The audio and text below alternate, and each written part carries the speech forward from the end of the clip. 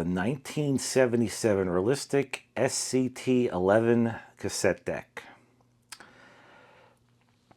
This was Realistic Radio Shack's first front loader cassette deck, or everything else prior to this, and including in the 1977 catalog, all the rest were top loaders. But this isn't quite the conventional front loader. It's kind of a stepping stone. It didn't last very long in this configuration, but it's still unique nonetheless. It is paired with a Realistic STA-64 receiver, also from 1977 and in the same catalog. Take a look at the front page of said 1977 Radio Shack catalog. Yes, this was featured on the front page, in addition to the Nova 6 speakers. And I mistakenly keep doing this. These are 8-inch speakers, but I keep saying they're 6-inch by mistake. It's just the model name throws me off. The Realistic receiver and the Nova 6 speakers came out of my great-great-uncle's estate a couple years ago. And the only thing is, it had a late 90s Radio Shack branded cassette deck attached to it. I have a feeling back in 77 he probably did purchase this whole set, and this probably needed servicing, and instead of getting it serviced he bought that, which was a big downgrade, but okay. So anyways, I got this off eBay recently for not much. Got this for free, obviously. And then I remember seeing it when I was little, like I was over at his house, and I remember seeing this in the basement. In like, I don't know if it wasn't really a game room, but it was like a second living room in the basement. So I remember that, at least. Now, I have not done a dedicated video on the receiver, but I will very quickly address some things with it, because the main focus of this video is the SCT-11 tape deck. The STA-64 is 16 watts per channel, but the instruction manual for it says 16 watts of clean, honest power. And yeah, it is very honestly rated, and also goes to show how overinflated and garbage a lot of newer stuff is. I mean, this thing will smoke them. But anyways, here's some of the specifications. It says RMS output at 1 kilohertz is 22 watts per channel, and frequency response 15 to 30,000 hertz. So very nice, and it sounds awesome, I'll tell you that. In fact, these Nova 6 speakers put out so much bass, I actually have to attenuate it sometimes, depending on what I'm listening to, sometimes to there, because it puts out that. But it's really good, real low-end, warm bass. It sounds great, but wow, does this thing put out the bass. I mean, the proper bass. So yeah, very good treble response. So it's a perfect matched pair. And it does have Quatravox, which is a Hafler circuit, which means it just the rear channels reproduces the out-of-phase signals between the left and right channels, wired in this configuration here. And while it's a passive system, it does work quite well, and it will work pretty good with quadraphonic recordings, even though it's not an actual decoder. So yes, it does have Quatravox capability. At some point I will try to add rear speakers to it, and I want to match them from the same catalog, same year. So regarding the honest wattage, well, you know, from my last couple years with real boomboxes, this guy here is only 5 watts per channel, but those of you that know this boombox know it is very loud and puts out really good bass, really deep, warm bass. It's a fantastic unit. Also a realistic, as you could see. But I'm just doing that to prove a point, how they rate things today with these absurd numbers. But it's not just that, they don't go very loud, or sound very good for that matter. These are where it's at. I found I don't like to mix components unless, in some cases, there's no way around it. As in, I want to keep like everything based around the receiver whenever practical. This receiver is from 1977. This is from 1977. Same brand. Radio Shack did manufacture their own receivers, and they were top notch. And which means there's nothing out there like them. It's not a OEM or anything. That said, this was OEM'd by Hitachi. So this is a Hitachi tape deck branded realistic. Now back to what I was saying about keeping things matched. So I have this, and the one thing I am going to add is a realistic turntable also from the catalog, but not the one on the front page, because that one's a BSR changer with what looks like a rather cheap tone arm and everything.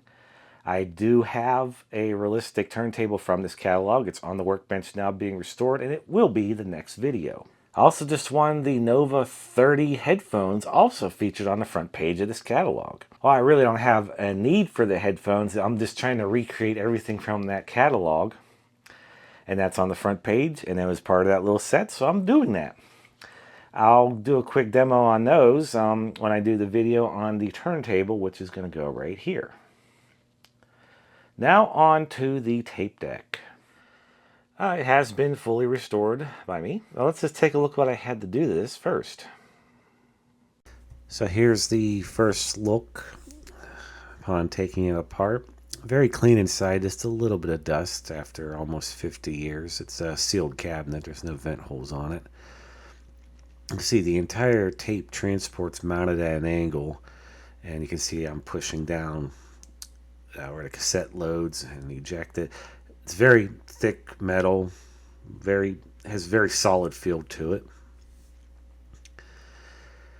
So, first look, some belts remained. Others, like the flat belt that drives the flywheel, completely turned to goo. And oddly, even though I cleaned some of it up, some of it was just plain missing. Like, where did the belt go? I couldn't find it. But yeah, there's two belts, and I think even the tape counter belt completely turned to goo on this one. So there's the tape counter. I'm taking the whole unit apart because that's how I do things. I do it very thoroughly. The idler tires are in perfect condition still. I didn't have to do anything to them. I just simply cleaned them. And there, you can see the tape counter pulleys there, and their liquid belt all over it. Oh, that's disgusting. So just lubricating parts of the mechanism. The only real gummed up piece was the pause control. It did not want to move originally, but now it's nice and free moving. And also lubricate everything else. I put a drop of oil on the top motor bearing, as well as a drop of oil on the flywheel, capstan I should say. And there's brand new belts. That belt right there is for the auto stop mechanism. And you can see it's all driven off of the flywheel right there. Put some fresh grease on the thrust bearing. And there's everything reassembled with the brand new flat belt. You can see everything's kind of nice and smoothly. And when you put it in the rewinder fast forward, that other idler tire engages, as you can see. But everything was just running so nice on this.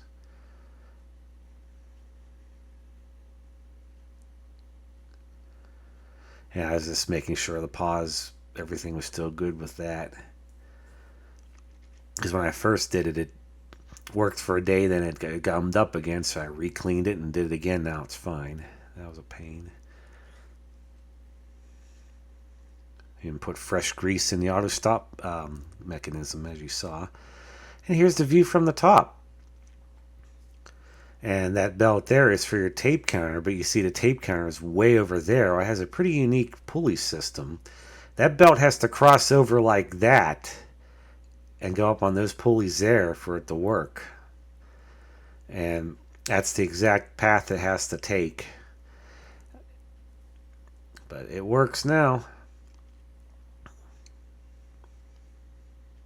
That is your record play switch. There's two of them, one for left channel, one for right channel. I, of course, sprayed contact cleaner in each one to fix it. And you can adjust that bracket there to work out to how it pushes the record play switch mechanism. You just made it up with it when it's not in record. First, playback, making sure everything works, and it did. No issue. Yet. And I say that, and you'll see why in a minute. I mean, nothing wrong on playback. Playback came out absolutely perfect. Rewind, fast forward, nice and strong, no problems there.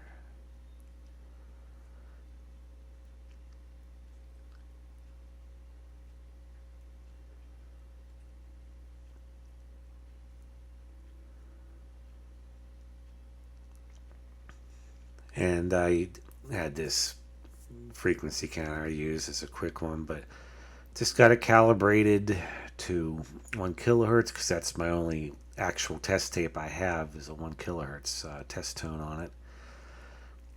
So eventually I need to get an actual 3 kilohertz tape where I can do while and flutter tests. But in the meantime, this was pretty steady once I got it on there. See, the speed control is on the back of the motor on this unit.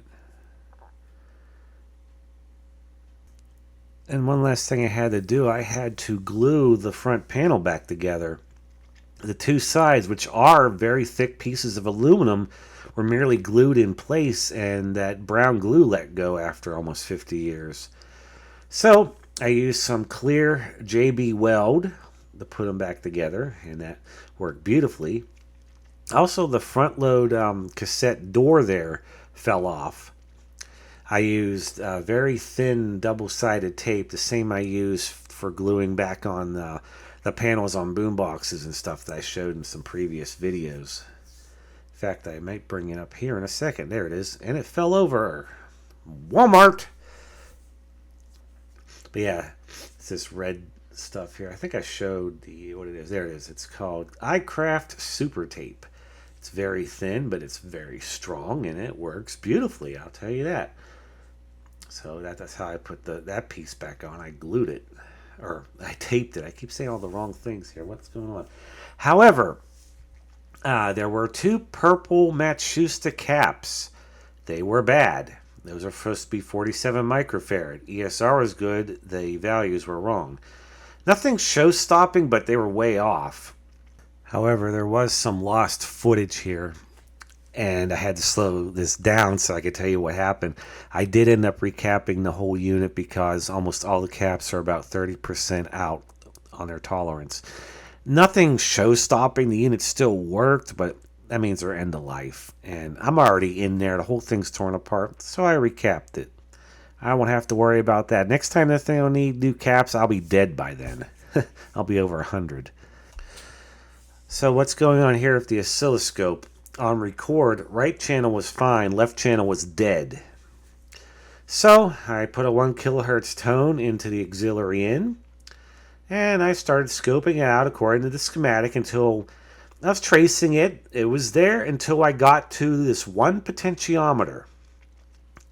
And I thought maybe the potentiometer was dirty or something, so I wiggled it, and it still had nothing. You see that potentiometer R17L?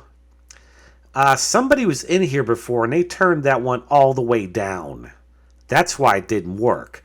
When I turned up to match the left channel, the right channel, they were both in approximately the same position. So yeah, somebody's been here fooling around. They also screwed up the record lamp. It was an LED, and they had the wires reversed, so the LED didn't light. So one of the things we're going to do right now is replace the speaker wiring. And the reason being, this is a rather unique receiver in that it does have these terminals where you could put the speaker wires, but it also has RCA plugs for each channel. But one thing is the terminals are corroded. I tried cleaning them and I'm not having too much luck. But also there must be a break in the wire, because if I wiggle it, it cuts in and out. So we're going to change that. So keeping it within Radio Shack, got these 24 feet, 18 gauge. And 18 gauge is perfectly fine. It's good for about 50 feet. Any more, you have to jump to about 16 gauge wiring. And that's because you'll start to lose your high frequencies or have issues with it. You don't need to put some absurd, like, number 10 gauge wire on speakers for this. No, that's ridiculous. Although this is much newer, www.radioshack.com, but still Radio Shack. So let's change them out now. So you can see here the original plug on it, how corroded it is. Yes, I have tried cleaning it, but the coating on it's gone and it's bad. I barely got these to work. The answer, yes, I could have just put regular speaker wire on this, but it has the terminals. Why not use it? It's different. These are most likely the original cables it came with back in 1977. I have it intermittent in here, and you have to put it right in the right position for it to work, so there's obviously a break in the wire. But we got these brand new wires, and these are actually a much thicker gauge too than the old ones, 18 gauge. 24 feet was the shortest I could find, so I just have to put it in a little bundle like this. But so the Nova 6 speakers do have an RCA jack in addition to the speaker terminals. And these speakers are amazing. They're small, but they sound, wow. But yeah, we'll just go ahead and plug this in like so. Done. So new speaker wires installed, and they work great. So on the back of the SCT-11, not much there, but you have your Dolby FM calibration, which I don't know how to calibrate because that was apparently a tone they would broadcast at certain times of the day, and you would hit record and calibrate with these potentiometers in the back here, so it would line up with the Dolby mark on the meters, which means it doesn't work with the manual record level control on the front when you have it in that mode. So I just made an estimation and put them where I thought they should be, but obviously I'm not going to be using that functionality. But that said, RCA terminals are standard, but it also has a 5-pin DIN connector. And while I have plenty of RCA cables, I thought, might as well just go with the DIN and do something different, and I did. And even then, in keeping with that, it is Radio Shack yet again, even though it's about the same vintage as the speaker wires. But that said, the receiver has its own DIN input as well. This, being as new as it was marketed as a 5-pin DIN for MIDI keyboards. But it still works with the vintage equipment because it's the same pinout. So that's hooked up. Auxiliary right now is plugged into a DVD recorder VHS combo. Yeah, and I know it's new, but I just needed something simplified in the bedroom setup. Standard 3-digit tape counter. Power. Has 3 incandescent lamps, all original. And these, as I may have mentioned, actually are LEDs. And especially what I mentioned about the record LED being hooked up wrong by someone else in there. Let's see. Microphones. Even has a mono function, which is good. Output level on 5 right in the middle is ideal. record level, at Dolby FM record function, and of course your standard Dolby noise reduction record play. Normal and chrome tape support. Metal tapes didn't come out until 2 years later, so it can play back metal tapes, but it can't record on them. And mic input and auxiliary input. So let's load a tape into this. That flops open. The tape loads backwards. And this style of cassette deck didn't last very long, so it's kind of unique to have it. So tape goes in by lining things up, and then when it gets all the way back, you push down, tape is loaded. And you pull the tape door down. So this was the first thing I recorded. It was off the receiver here, off the tuner. So let's do it.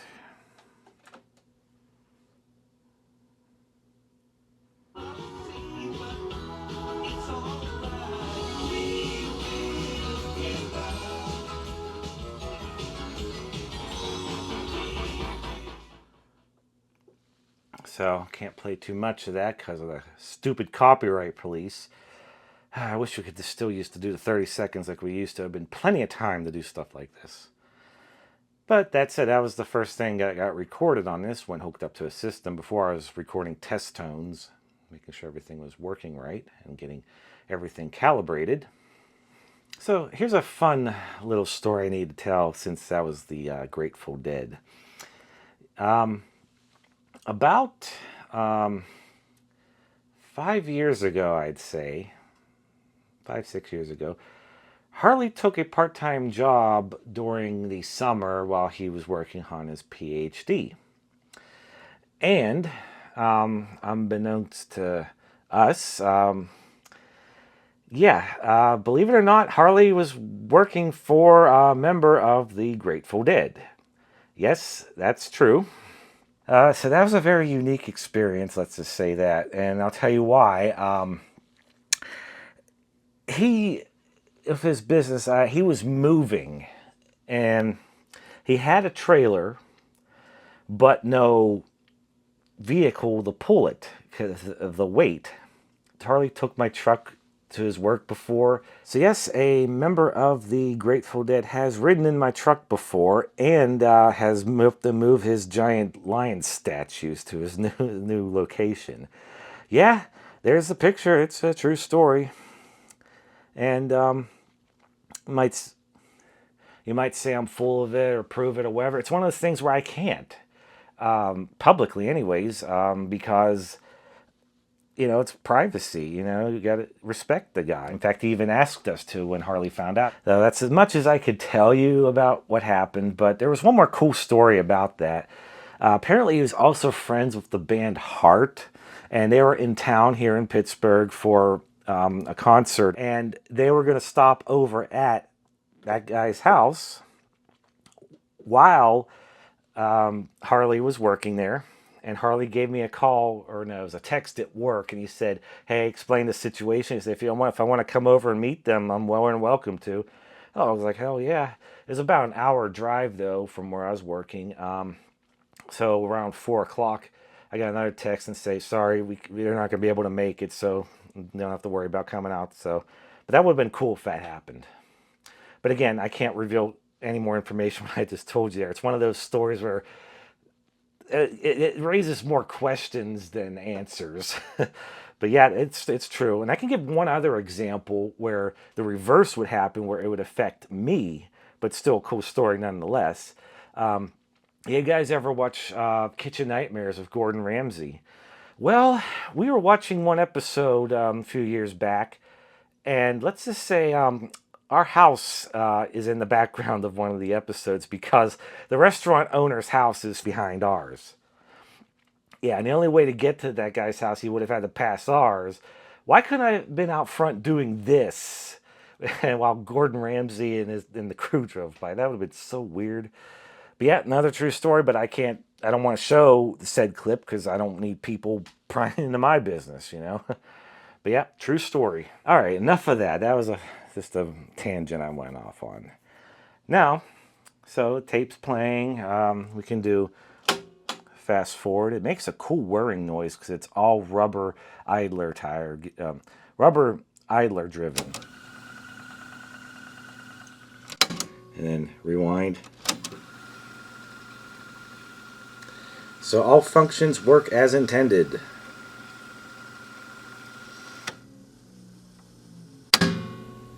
Full auto stop. So tape eject. It'll pop the door open and pop the tape out. And you just reach in and grab it. Now this, trying to find music so the copyright police don't get to me. Yeah, independent artists, yeah, of course, go out and buy their music. I'm just doing this as a quick demonstration. So if you like it, there is a video game called Brock the Investigator. That is a fantastic game. Check it out. And the soundtrack was done by Python Blue. That's what this is. This will be Entering the Dome.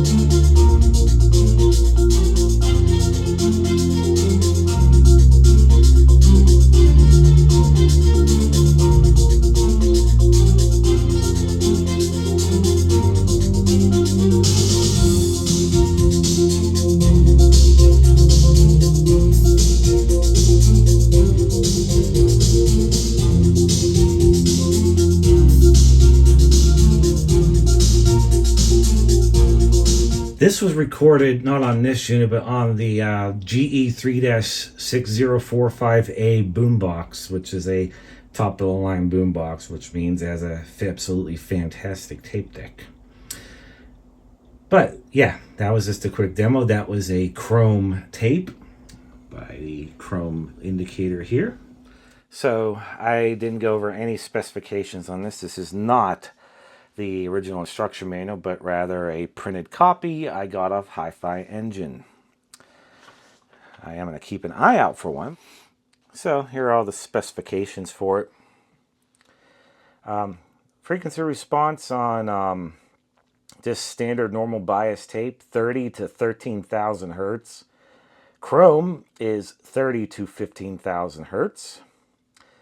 And of course, the Dolby noise reduction specifications. Wow and flutter, less than 0.2%. I need to get an actual wow and flutter calibration tape so I can properly measure, but it's got to be really low. See that? It says less than 0.12 typical. It's probably like 0.0 something. It's low. It's barely detectable. It's very steady speed. But yeah. Here's all your specs for the unit. Yeah, front-loading deck. State-of-the-art mechanism permits convenient front-loading into the lighted compartment. This design means you can stack components or install this deck between shelves. Yeah, because everything else was top loaders at the time. So just briefly look at what's in the instructions. Of course, I'm using the DIN connector. I like how in here it says it's for Europe, but it's still present on both the receiver and the tape deck. I just happened to make use of it. And it gives the whole section about Dolby FM recording and calibration.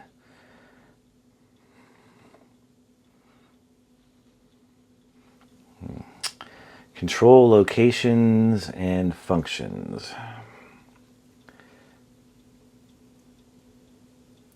Notes and applications.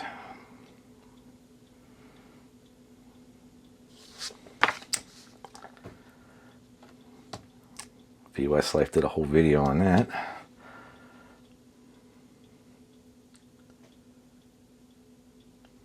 And service and maintenance. Well, auto stop's about to occur. Auto stop. But yeah, these are a lot more robust than cassette decks from the late 80s onward, that's for sure. These could take a lot more neglect on the tape path before you had problems than newer ones, that's for certain. Of course, I maintain all the stuff when it does need to be maintained. And it includes the schematic diagram, which is, I also have the service manual for this, which I also got off Hi-Fi Engine. But what's this? I have some realistic super tapes here. Normal bias, but still perfectly fitting. It wouldn't be too far off. Probably about five years or so, maybe. I've never had any of these realistic super tapes before, but this is different. Like, this cassette storage box here only opens this far on purpose. I looked at it. So, and then this engulfs the cassette like that. Let's see what we can do here. Now, let me take a look at this for a second. Cut on dotted lines. So I guess you would cut that so it would fit and look normal in the cassette holder right here. So you could see the label. I can't tell. I mean, this is early 80s at least. It could be older. But I think it would say early 80s. Made in USA. So, realistic super tape. It is a normal bias. So, what shall we record? Well, got to watch out for the copyright police. So, let me try this. One of my favorite TV shows is Daria. And we did watch the DVDs, but I have VHS recordings from back in the original first airings of these. I still have the music intact. That was obviously edited out because of royalties. And this TV, I've done a video on. It's a 1982 RCA color track. And it works wonderfully. It's just hard to record CRT TVs. It looks perfectly normal in person. Very bright, very good color. So we'll just do a quick test onto a super tape with this. So put it in the record. All right, now we can see where the VU meters are currently at. So we will turn this up till we get it to about right there. That's it, it's pretty good. And press and hold record while I hit play. First time this tape's ever been recorded on, right here. I don't know if the copyright police will get me for this, because it's not music, but it is a TV show, but I'm not showing the TV.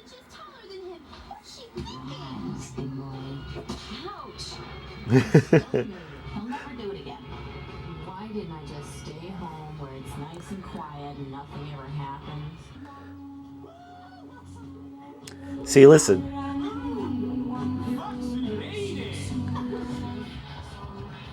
Yeah, Daria did not have any background music. They just used actual music in between scenes like that. So, hit stop. We're going to hit rewind. Flip over to tape monitor in. It's like a sandwich, and it's an antique. I can't believe it. Gordon and Victoria? She's 6 inches taller than him. What's she thinking? You're nice, good boy. Ouch! He stung me. He'll never do it again. Why didn't I just stay home where it's nice and quiet and nothing ever happens?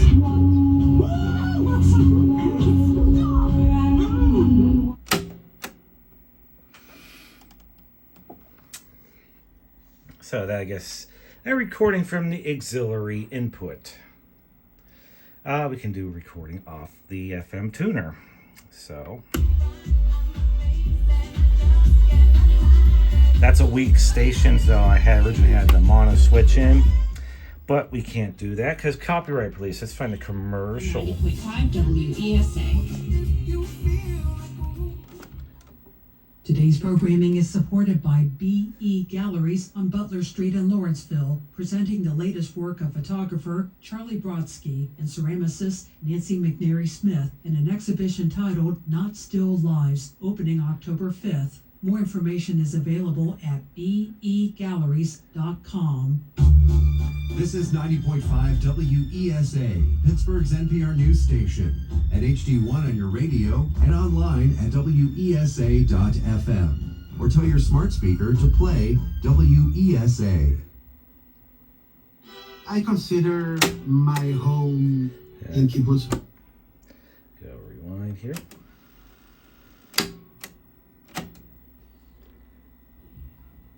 Today's programming is supported by BE Galleries on Butler Street in Lawrenceville, presenting the latest work of photographer Charlie Brodsky and ceramicist Nancy McNary Smith in an exhibition titled Not Still Lives, opening October 5th. More information is available at begalleries.com. This is 90.5 WESA, Pittsburgh's NPR news station, at HD1 on your radio and online at WESA.FM. Or tell your smart speaker to play WESA. I consider... Absolutely perfect. All right, let's get this tape out of here and do the reset of the tape counter. This tape is from 1987 on B94 FM 93.7 in Pittsburgh. And this takes me back because when I was little, in 1987, I would have been 5 years old. And I used to listen to B94 back then too. Well, this B94, I doubt this is a Dolby encoded tape, but even still, it's very clean sounding. Dolby is off, and Kmart KMC tape. It says Tom's tape. So Tom, I have your tape now, wherever you are. Anyways. Pittsburgh's B94 FM, playing the best new music first. Hot song from Brenda Russell, Piano in the Dark from Comeback Days, wrapping up another 4 with Jeff McKay. And close at 5 o'clock, time to be a winner.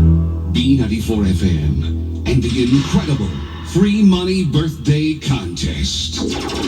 B94 FM. Hi, who's this? Herb Parker. Who's this? Herb Parker. Hi, Herb. Where you calling from? Keys Rock. All right, what is your birthday, Herb? August 29th, You were born on August 29th? 1951. All right, congratulations, Herb. You got a $100 bill. Okay, thank you. Tell me who plays 4 in a row in those odds. B94 FM. The B94 FM Incredible Free Money Birthday Contest. Prizes awarded upon verification of proper identification. Listen to B94 FM for details and your chance to win with your birthday.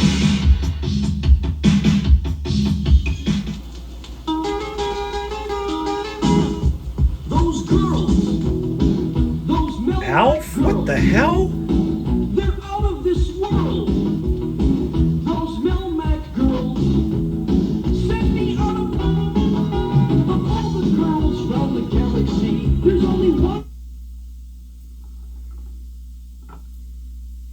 That was obviously a record. Wild.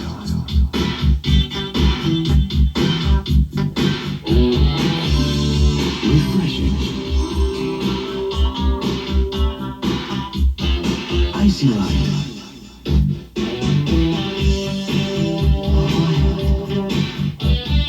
Icy light. Icy light. Refreshing. Icy light. Wild. Icy Light, dedicated to the preservation of the wild life. Pittsburgh Brewing Company, Pittsburgh, PA. John Wayne takes command. Gonna ride you till you can't stand up. Tonight at 8 on the WPGH TV 53 Super Movie, The Sands of Iwo Jima. Heroes in action, fighting for America's freedom. The Sands of Iwo Jima, like you've never seen it before. In full color, John Wayne. Rock and roll!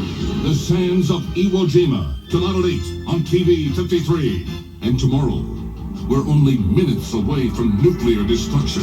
He's still playing the game. He's got a son of one. Teenagers playing with their computer accidentally start the countdown. We're currently tracking 2,400 inbound Soviet warheads. Matthew Broderick, Ali Sheedy. I'm only 17 years old. I'm not ready to die yet. War Games. Tonight at 8, John Wayne, The Sands of Iwo Jima. Tomorrow, War Games. Only on WPGH TV 53, your super movie station. Come to Sherwin-Williams today for great values on everything you need to paint your house. Paints, stains, ladders, brushes. Now at Sherwin-Williams Spring Spectacular. Sherwin-Williams. Buy Sherwin-Williams high-quality exterior latex paints. Weather-perfect flat is just $8.99 a gallon. A100 flat, just $10.99. When you do it yourself, don't do it on yourself. Ask Sherwin-Williams. Sale ends May 21st. B94 Enterprises with your Valley Hospital offers free blood pressure screenings. If you need more details, call me here. B94 about Channel 11 and the moment forecast. Cloudy periods of rain or drizzle and areas of fog. Again, drive carefully on the parkway on your way home. 58 now with another 4 in a row with no dog at B94 FM. Over the road, B94 FM.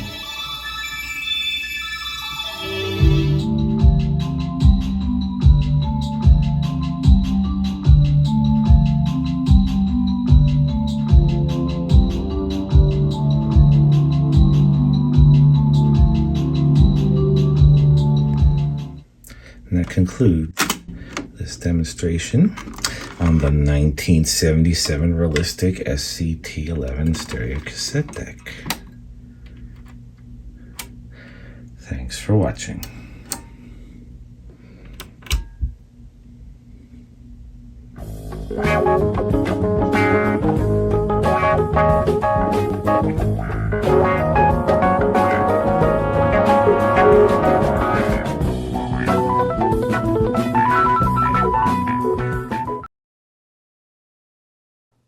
And they work great.